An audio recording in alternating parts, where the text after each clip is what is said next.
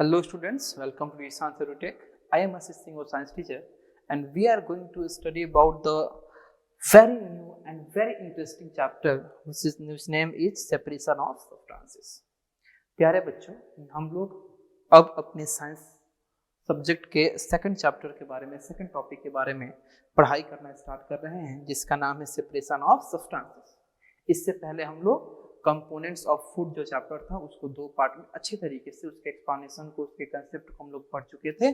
अब हम लोग स्टार्ट करेंगे अपना सेकंड चैप्टर जो कि है सेपरेशन ऑफ सब्सटेंसेस।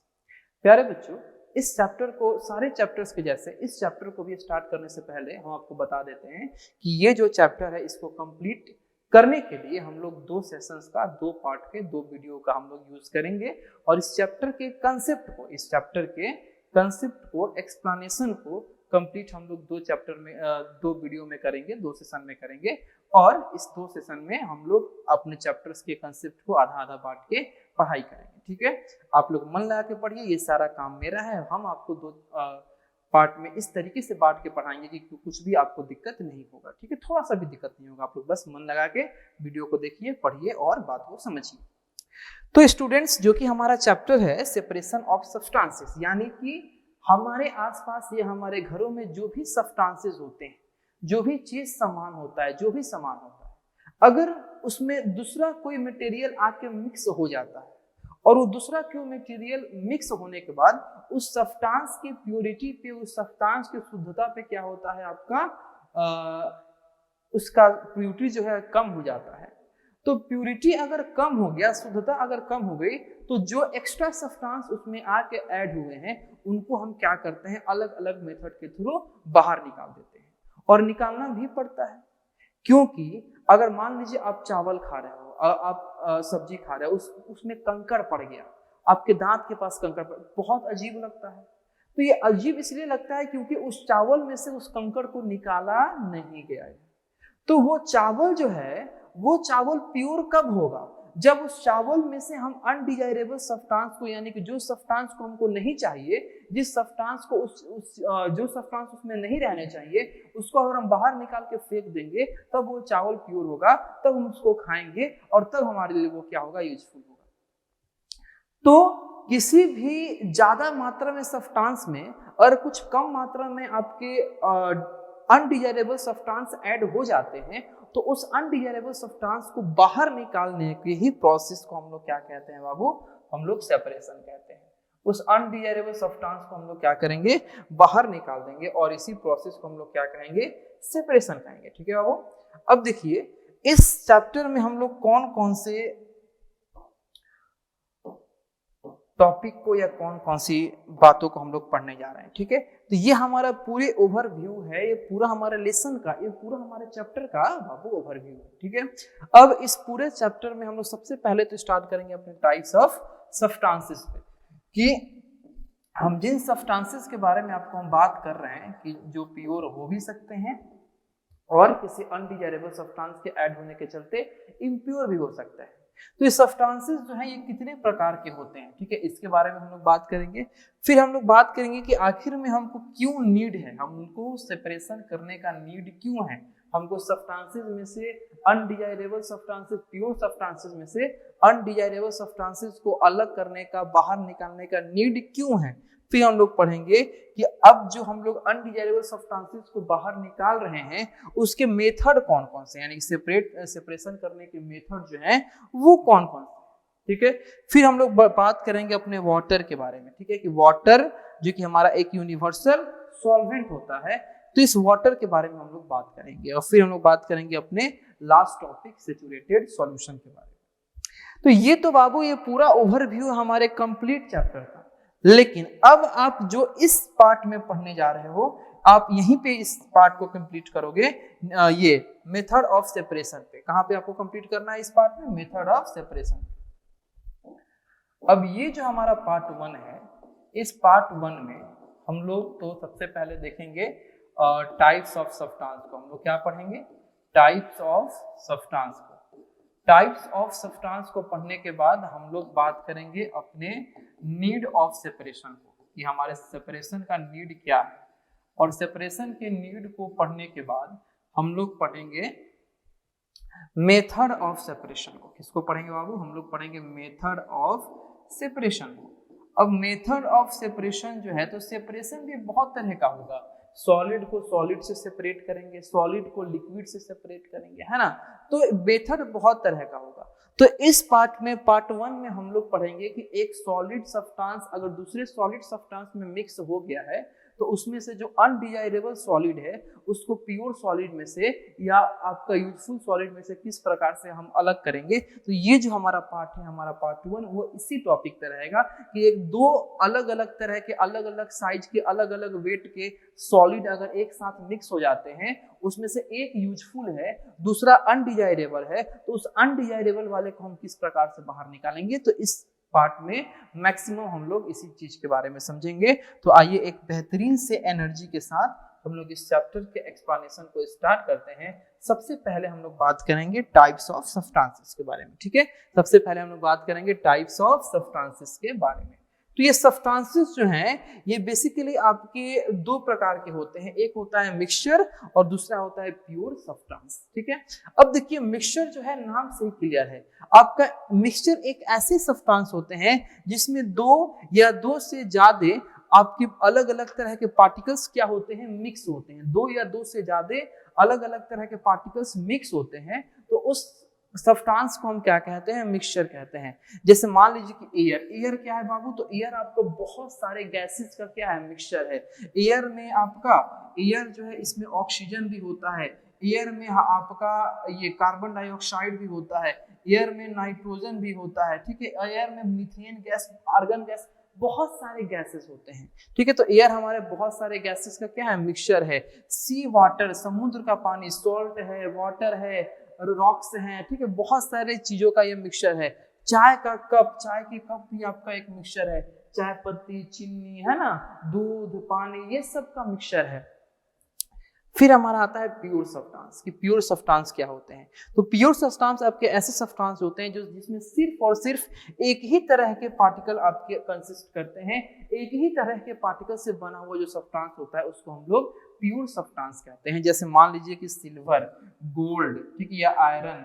तो सिल्वर हुआ, गोल्ड हुआ या आयरन हुआ, इसको आप कितना भी छोटा से छोटा पार्ट में तोड़ दो, पूरा उसको पाउडर बना दो, उस पाउडर का एक पार्टिकल उठा कर देखोगे तो बड़ा फॉर्म में भी वो सिल्वर ही था और वो भी क्या है, सिल्वर ही रहेगा। क्योंकि उस पूरे सिल्वर में, उस पूरे गोल्ड में, उस पूरे आयरन में, आयरन, गोल्ड या सिल्वर के एटम के अलावा और उनके आपके पार्टिकल्स के अलावा कुछ और था ही नहीं, कोई और चीज मिक्स था ही नहीं।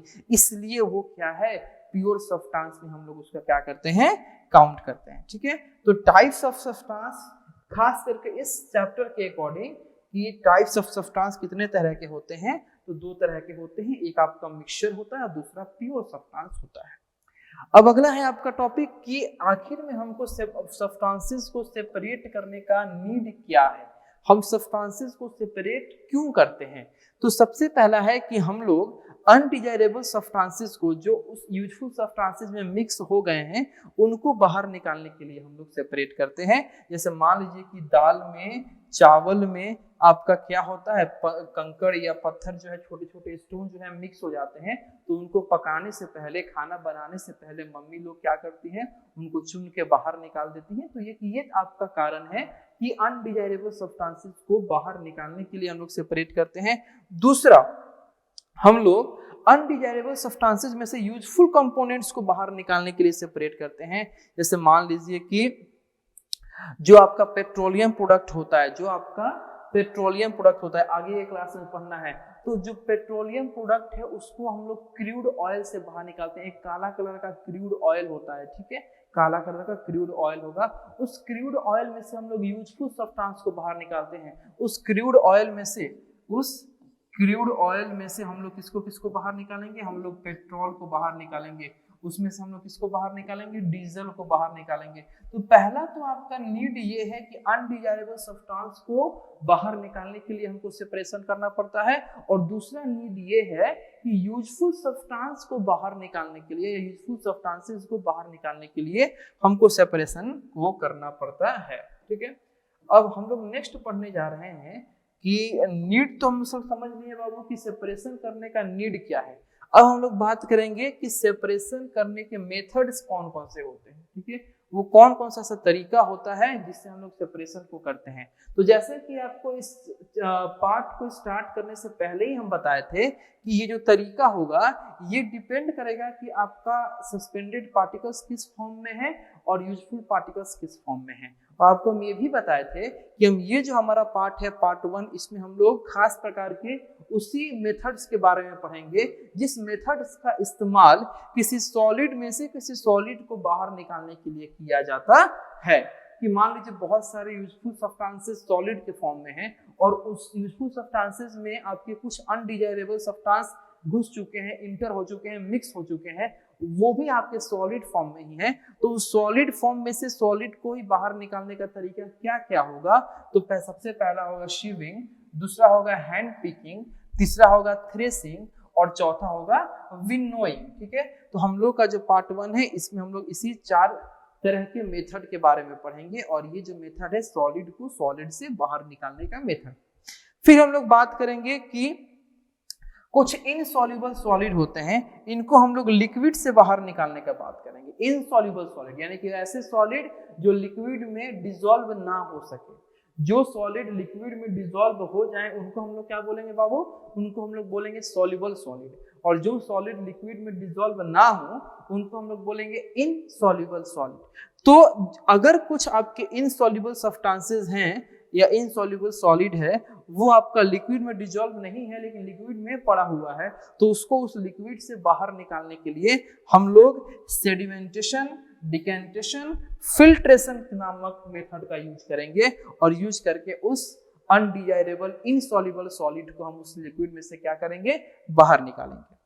अब नेक्स्ट है उनका separation of soluble substances from liquid. ठीक है, ये तो रहा बात की इनसॉल्युबल सब्सटेंस या इनसॉल्युबल सॉलिड। अगर जो सब्सटेंस लिक्विड में मिक्स हो चुके हैं, डिसॉल्व हो चुके हैं, उनको भी अगर हमको जरूरत पड़ा कि उनको भी हमको उस लिक्विड से बाहर निकालना है, तो इसके लिए हम लोग कौन कौन से मेथड का इस्तेमाल करेंगे? तो सॉल्युबल सब्सटेंसेस को लिक्विड से बाहर निकालने के लिए हम लोग इवापोरेशन नाम के मेथड का, कंडेंसेशन नाम के मेथड का और डिस्टिलेशन नाम के मेथड का यूज करेंगे। ठीक है, तो अब हम लोग अपना सॉलिड को सॉलिड से बाहर निकालने का सबसे पहला मेथड को पढ़ने जा रहे हैं। तो हम लोग बात करेंगे अब हैंड पिकिंग के बारे में। हैंड पिकिंग के बारे में बात करेंगे। ठीक है, हैंड पिकिंग के बाद हम लोग शीविंग पढ़ेंगे, थ्रेसिंग पढ़ेंगे एंड देन हम लोग विनोइंग को देखेंगे। तो हैंड पिकिंग क्या होता है?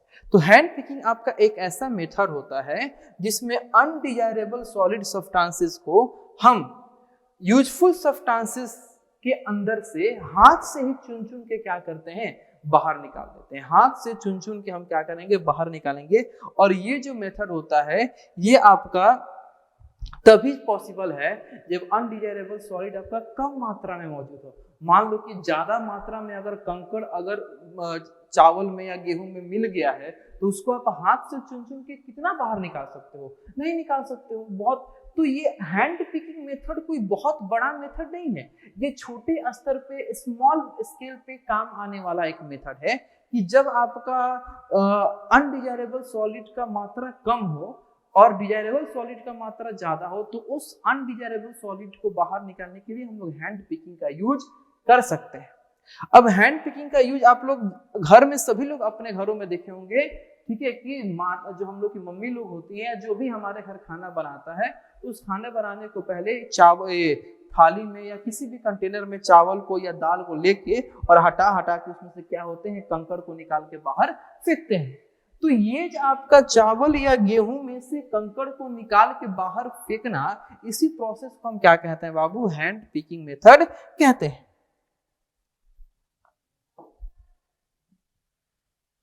अब हम लोग नेक्स्ट चल रहे हैं अपने सीविंग पे। ठीक है, नेक्स्ट हम लोग कहाँ बढ़ रहे हैं?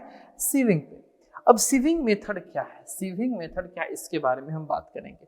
तो सीविंग मेथड का यूज जो है ये हम लोग इस तरह के कंपोनेंट्स को अलग करने के लिए करते हैं जो साइज में बहुत ज्यादा डिफर होते हैं। साइज में बहुत ज्यादा डिफर होते हैं। जैसे मान लीजिए कि आपका यहाँ आप देखिए, ये क्या है? आपका ये फ्लोर को यानी कि आटे को फिल्टर करने वाला एक सीव है।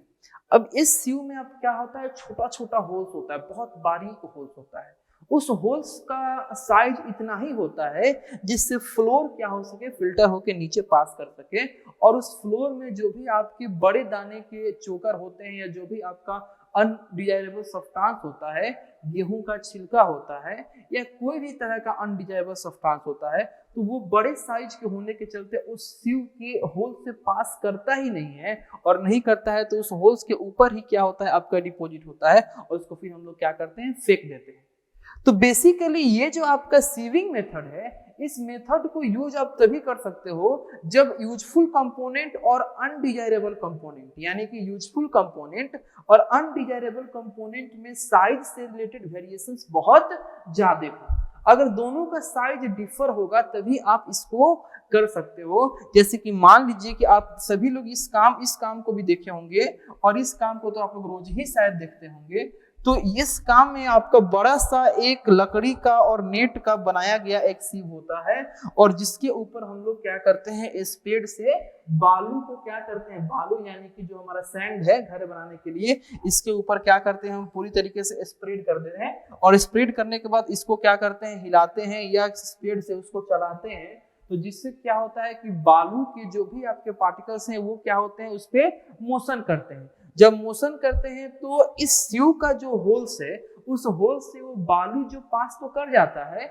लेकिन उस बालू में जो आपके बड़े बड़े साइज की आपके पिबल्स होते हैं, स्टोन्स होते हैं, ठीक है, आपका मिट्टी का टुकड़ा होता है, जो भी आपके बड़े बड़े साइज के अनडिजायरेबल सब्सटेंस है, उसके ऊपर, इस होल्स के ऊपर क्या होते हैं, डिपॉजिट हो जाते हैं, और इस तरीके से नीचे हमारा पूरा बालू चला जाता है या सीमेंट चला जाता है, और हम लोग इसको आसानी से यूजफुल सब्सटेंस को बाहर कर देते हैं, और अनडिजायरेबल सब्सटेंस को हम लोग क्या करते हैं, फेंक देते हैं।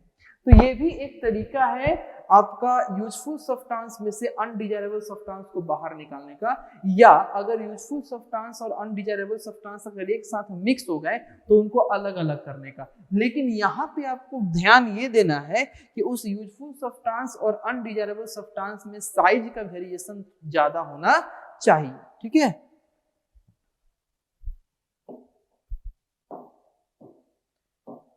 चलिए बाबू, हम लोग नेक्स्ट बात करेंगे, बहुत ही ज़्यादा एप्लीकेबल एक प्रोसेस जो हमारे फार्मिंग की दुनिया में बहुत ज़्यादा ये होता है, जिसका हम लोग बात करेंगे थ्रेशिंग। क्या बात करेंगे बाबू, थ्रेशिंग।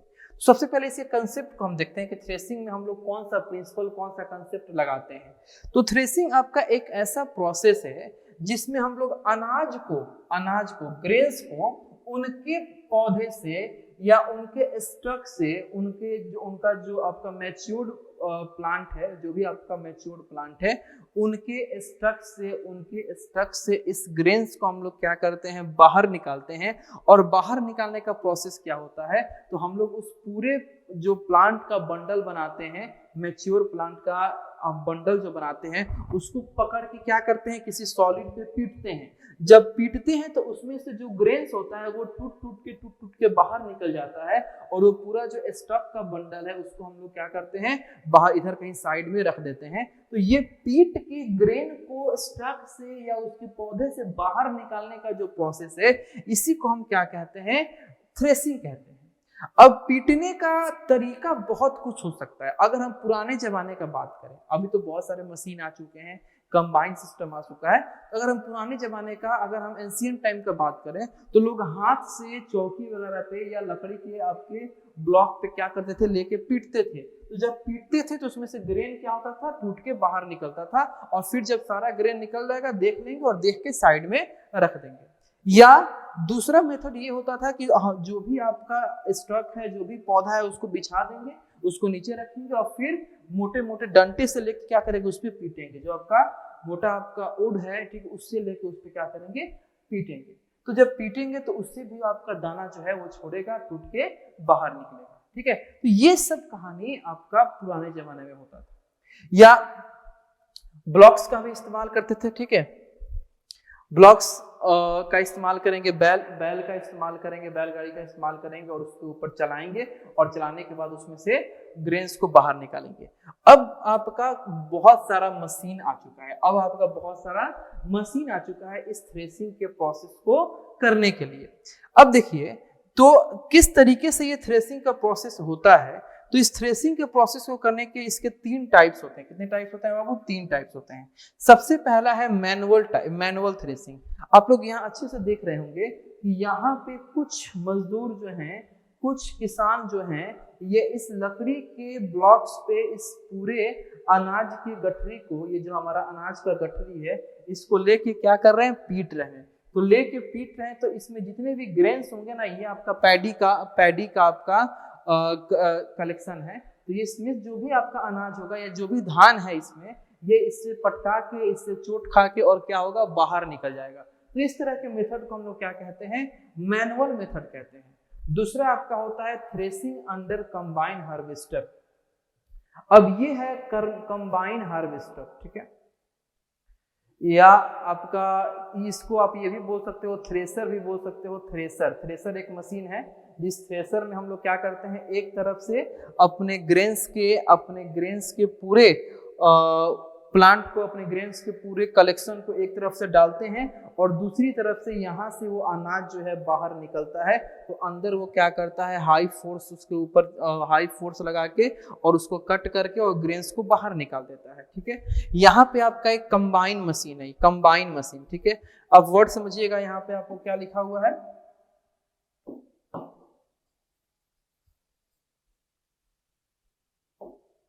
देखो बाबू, कंबाइन हार्वेस्टर यानी कि एक ऐसा मशीन जो खेतों में से आने अनाज को हार्वेस्ट भी करे, काटे भी, और काटने के बाद वहीं पे उस आपके पूरे प्लांट्स में से, उस पूरे अनाज के स्टक में से अनाज को क्या करे? बाहर निकाल दे, जिसको हम लोग बोलते हैं कंबाइन हार्वेस्टर, ठीक है। ये अब गांव में पहुंच चुका है, हमारे पूरे गांव तक ये आ चुका है।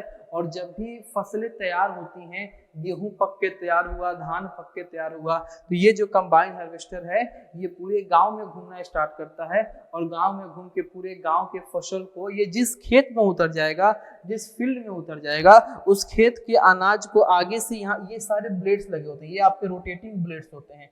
अब ये ब्लेड क्या करेगा? रोटेट करेगा, पूरे खेत में ब्लेड क्या करेगा? रोटेट करेगा। जब ब्लेड रोटेट करेगा तो वो अनाज का जो ऊपरी पोर्शन होगा, जिसमें ज्यादा मात्रा में जिस पौधे का जो ऊपरी पोर्शन होगा, जिसमें अनाज आपके लगे होते हैं, उसको काट लेंगे। और काटने के बाद यानी टिप को, प्लांट के टिप को काट लेंगे और काटने के बाद इस मशीन के अंदर भेजेंगे। और मशीन का अंदर भेजने के बाद उस टिप में से जितने भी अनाज होंगे उनको बाहर निकाल के और इस लंबे से माउथ के थ्रू, इसको हम लोग माउथ कहते हैं, इस लंबे से माउथ के थ्रू नीचे गिरा दिया जाएगा। और नीचे गिराने के बाद उसको हम लोग क्या करेंगे?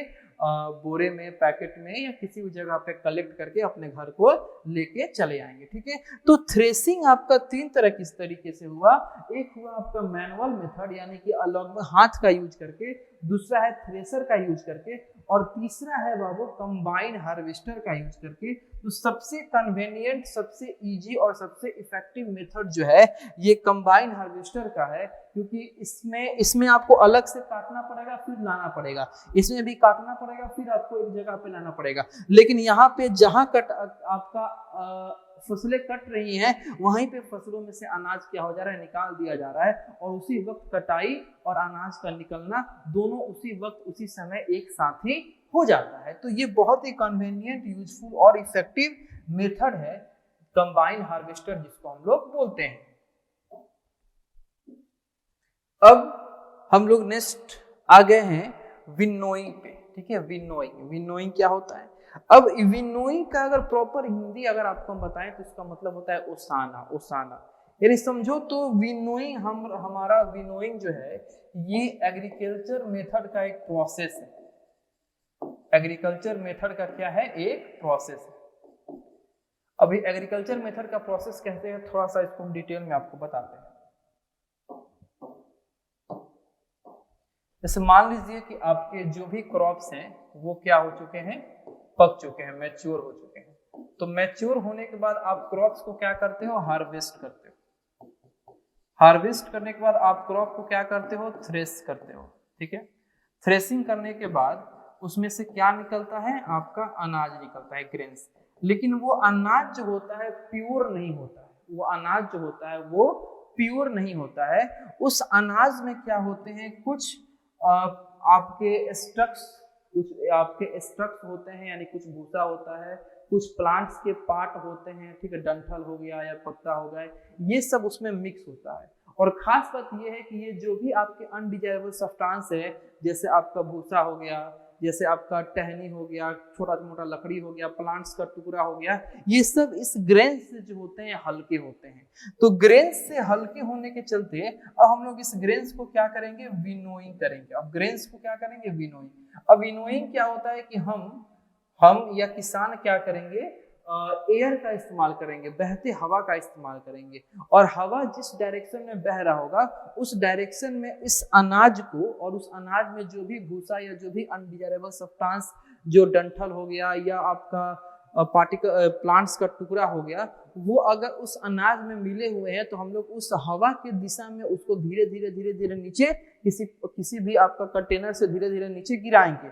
अब जब धीरे धीरे उसको नीचे गिराएंगे तो जो उसमें अनडिजायरेबल सब्सटेंस है वो हल्के होने के चलते हवा की दिशा में उड़ जाएंगे, हल्के होने के चलते हवा की दिशा में हवा के साथ आगे की तरफ उड़ जाएंगे, आगे की तरफ निकल जाएंगे, और जो हमारा अनाज है वो हैवी वेट होने के चलते, भारी होने के चलते वहीं पे नीचे गिर जाएगा। तो अब हवा के साथ वो जो आपकी भूसा है या अनडिजायरेबल सब्सटेंस है, हल्के होने के चलते वो बाहर चले गए और वहाँ अनाज हमारा वहीं पे नीचे गिर गया। तो इस तरीके से हम अनाज को भूसे से या उसके मिलने वाले अनडिजायरेबल सब्सटेंस से क्या करते हैं बाबू, बाहर निकाल देते हैं, ठीक है। और इस प्रोसेस को हम लोग क्या कहते हैं, तो इस प्रोसेस को हम लोग का जो हवा का दबाव है, हवा का जो फोर्स है उसका, क्योंकि हम लोग उस विंड के या मूविंग एयर के डायरेक्शन में ही हम लोग क्या करेंगे, उस अनाज को नीचे गिराएंगे, जिससे उसमें आपके जो भी हस्क यानी कि जो भी उसमें भूसा होंगे, जो सीड होगा या जो भी अनडिजायरेबल सब्सटेंस होगा वो आपका आगे की तरफ उड़ जाएगा और ये ग्रेन जो होंगे नीचे की तरफ क्या होंगे,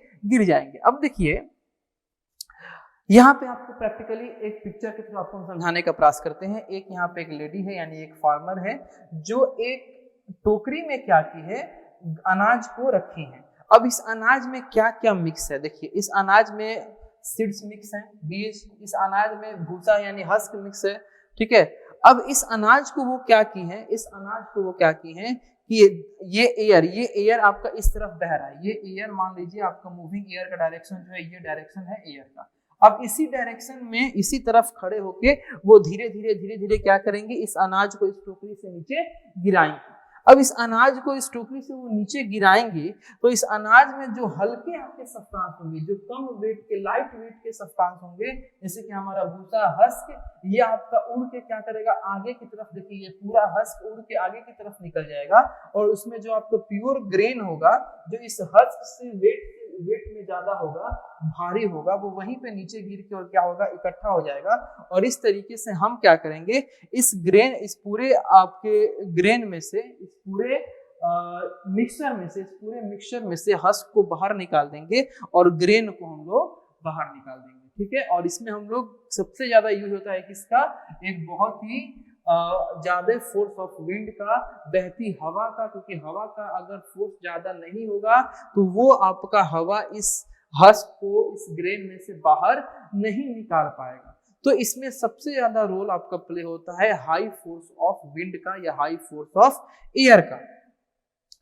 अब इस तरीके से देखिए, तो ये जो हमारा पार्ट 1 है, इस पार्ट 1 को हम लोग क्या किए बाबू, कंप्लीट किए। पार्ट 1 जो है हमारा सेपरेशन ऑफ सब्सटेंस में जो हम लोग का पार्ट 1 है, इसको हम लोग क्या किए, कंप्लीट किए। और इस पार्ट में बेसिकली हम लोग क्या किया जाने, तो इस पार्ट में हम लोग जाने हैं सबसे पहला चीज कि प्योर सब्सटेंस क्या होता है, दूसरा बात ये जाने हैं कि मिक्सचर क्या होता है, फिर तीसरा चीज हम लोग ये जाने हैं कि नीड ऑफ सेपरेशन क्या होता है, सेपरेशन को करने का नीड क्या क्या है, ठीक है। फिर हम लोग ये समझें कि मेथड ऑफ सेपरेशन क्या होते हैं, मेथड ऑफ सेपरेशन क्या होते हैं। तो वैसे तो मेथड्स जो हैं वो सेपरेशन के, वो अलग अलग तरह के अनडिजायरेबल सब्सटेंस को अलग करने के हैं। लेकिन इस पार्ट में हम लोग किस तरह के मेथड को समझे हैं, उन सारे मेथड को समझे हैं जिन मेथड्स का इस्तेमाल एक सॉलिड को ही सॉलिड से अलग करने के लिए किया जाता है। यानी जो हमारा यूजफुल सब्सटेंस होगा, यूजफुल कंपोनेंट होगा, वो भी सॉलिड मैटर में ही होगा। जो आपका अनडिजायरेबल सब्सटेंस मिक्स होगा वो भी सॉलिड मैटर में ही होगा। तो एक सॉलिड को सॉलिड से अलग करने के लिए जो भी मेथड्स आपके इस्तेमाल होते हैं, जो भी मेथड्स का हम लोग यूज करते हैं, उनके बारे में हम लोग इस पार्ट में देखे हैं। तो फिर से आपको हम नाम बता देते हैं। सबसे पहले हम लोग देखे थे हैंड पिकिंग के बारे में। किसके बारे में देखे थे? हैंड पिकिंग के बारे में। दूसरा हम लोग देखे थे किसके बारे में? सीविंग के बारे में। तीसरा हम लोग देखे थे हैंड पिकिंग, सीविंग, फिर हम लोग बात किए थे थ्रेसिंग के बारे में, और थ्रेसिंग के बाद हम लोग बात किए थे विनोइंग के बारे में। ठीक है, तो ये कुछ आपका पार्ट 1 का क्या था, कंक्लूजन था, जो कि हम लोग पढ़े। अब आपसे हम मिलते हैं पार्ट 2 में। बाकी जो हमारा सेपरेशन है, यानी कि इनसॉल्युबल सब्सटेंस को लिक्विड से बाहर निकालने का और सॉल्युबल सब्सटेंस को लिक्विड से बाहर निकालने का, जिसमें हम लोग डिकेंटेशन, सेडिमेंटेशन, ठीक है, इनसॉल्युबल वाले केस में डिकेंटेशन, सेडिमेंटेशन, फिल्ट्रेशन का यूज करेंगे, और सॉल्युबल वाले केस में हम लोग इवेपोरेशन नामक सब्सटेंस का यूज करेंगे। फिर हम लोग इवेपोरेशन नामक मेथड का यूज करेंगे, और फिर हम लोग सैचुरेटेड सॉल्यूशन के बारे में पढ़ाई करेंगे। ठीक है, तो तब तक के लिए आप लोग का थैंक यू। ऐसे मन लगा के पढ़ाई कीजिए, और मिलते हैं आपसे हम लोग इसी चैप्टर के पार्ट 2 में। तब तक के लिए खुश रहिए।